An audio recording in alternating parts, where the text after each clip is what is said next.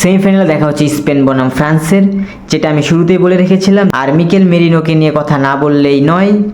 Mikel মেরিনোকে আমি বলতে চাই, হামকো মাফ কার দে ভাই। পর্তুগালের সঙ্গেও লাস্ট মোমেন্টে এসে গোল, আজকেও লাস্ট মোমেন্টে এসে গোল। What a player.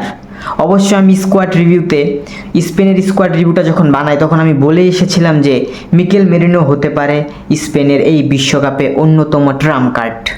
R নাতিজা knockout স্টেজে এসে 80 থেকে 90 মিনিটের ভেতরে দুটো গোল, যেখানে এই সময়ে এসে প্লেয়াররা নিজেদের নার্ভই ধরে রাখতে পারে না। ওই সময়ে মিকেল মেরিনো হয়ে যায় বক্স স্ট্রাইকার।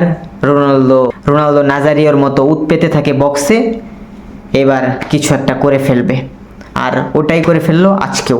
আর বেলজিয়ামের হার্ট ব্রোকেন। এই ম্যাচটা নিয়ে যদি আমি 2-1 মিনিট কথা বলতে চাই, ছোট ভাই লামিনে ইয়ামাল তার মতো করেই খেলে গেল। আমি আজকের ভিডিওতে বলেছিলাম এক্স ফ্যাক্টর হিসেবে লামিনে ইয়ামাল কাজ করবে। বেশ কয়েকটা শট, দুর্দান্ত শট, দূরপাল্লার শট, কিন্তু কর্তোয়া থাকতে আপনি সেগুলোকে খুব সুন্দরভাবে গোলে কনভার্ট করতে পারবেন, তা ভাবাও এক ধরনের বোকামি।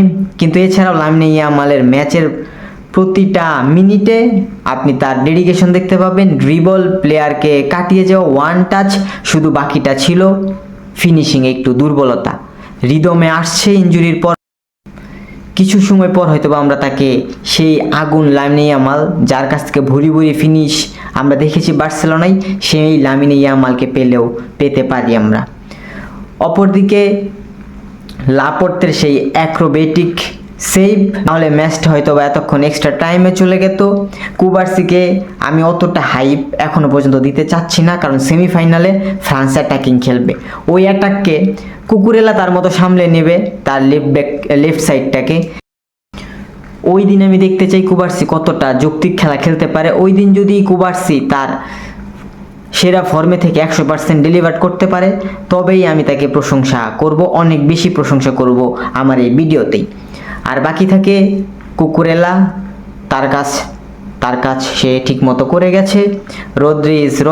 পেদ্রি সাবস্টিটিউট থেকে এসে তার ওই রিদমে খেলার চেষ্টা যতটুকু পারে করেছে। অপরদিকে বেলজিয়ামের ট্রিবিউট কর্তোয়া, ওরে নিয়ে ভাই আমার কিছু বলার নেই। আমি তারই ক্লাবের মেম্বার, আমি জানি তার সেভগুলো আমার কাছে নর্মালি লাগবে।